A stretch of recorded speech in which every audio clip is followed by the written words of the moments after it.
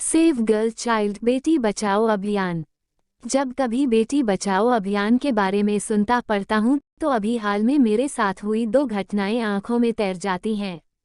ये घटनाएं इस अभियान के शुरू होने से पहले की हैं। पहली घटना एक हॉस्पिटल में हुई और दूसरी मेरे ऑफिस के बाहर। बेटी बचाओ अभियान हॉस्पिटल स्टाफ का नजरिया।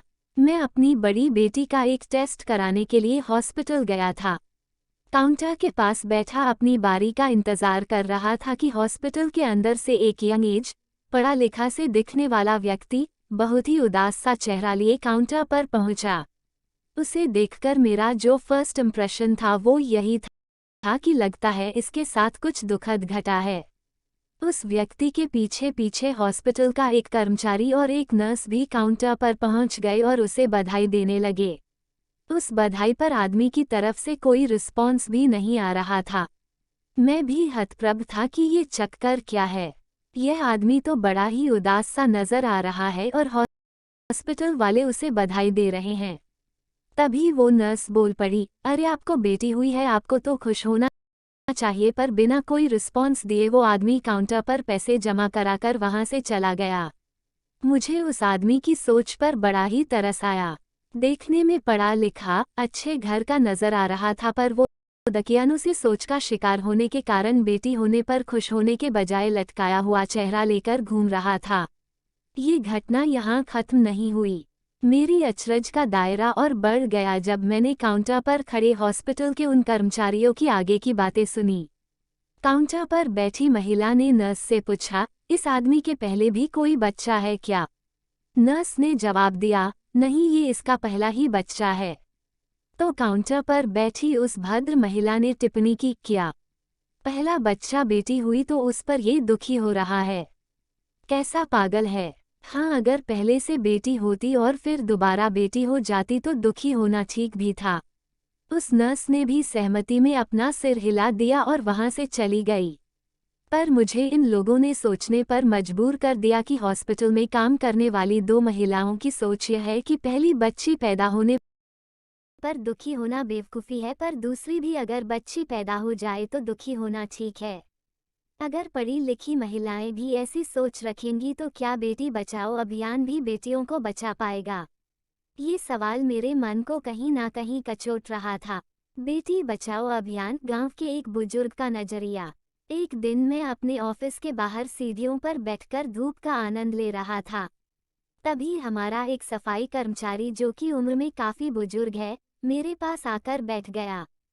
थोड़ी देर आराम करने के बाद वो मुझसे घर परिवार की बातें करने लगा। उसने मुझसे पूछा, साहब कितने बच्चे हैं आपके? मैंने कहा, 2 बच्चे हैं। उसने कहा, एक लड़का और एक लड़की होंगे?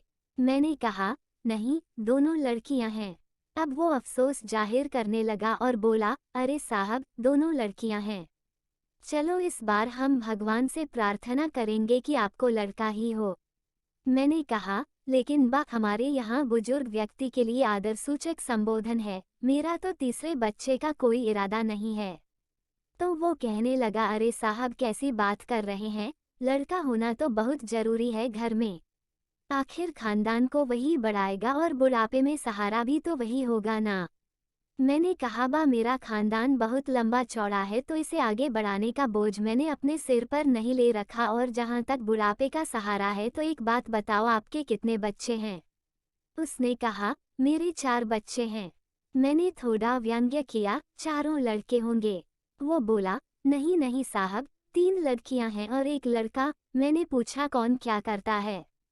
वो बताने लगा कि साहब तीनों लड़कियों की तो शादी कर दी हैं, अपने अपने घर में तीनों खुश हैं, और लड़का तो साहब पिछले साल एक रोड एक्सीडेंट में खत्म हो गया।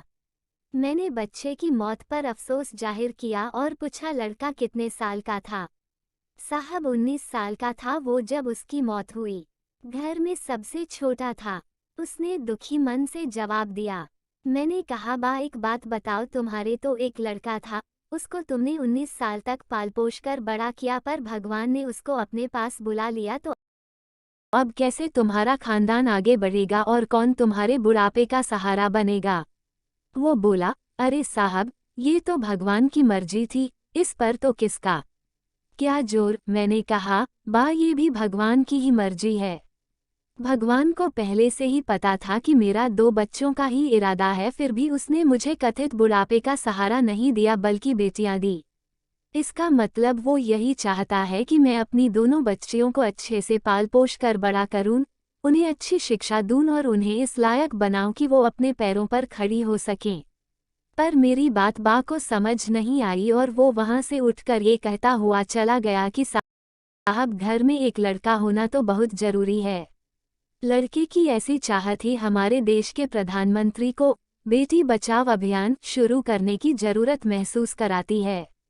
आज देश के हर नागरिक तक ये संदेश पहुंचाना बहुत जरूरी है कि अगर सभी लोग लड़के की चाहत लिए बेटियों को दुनिया में आने से रोकते रहेंगे तो एक दिन उन्हें अपना खानदान बढ़ाने के लिए बेटियां ही नहीं मिलेंगी और ये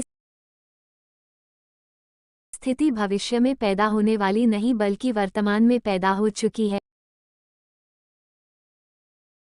आज ऐसे बहुत सारे समाज, गांव हैं जहां बेटियां नहीं होने से लड़कों की शादी नहीं हो पा रही है। अभी भी अगर हम लोग नहीं संभले तो ये स्थिति और भयावह हो जाएगी और सिर्फ अपने खानदान की सोचने वाले अनजाने ही पूरी जनरेशन को निगल जाएंगे।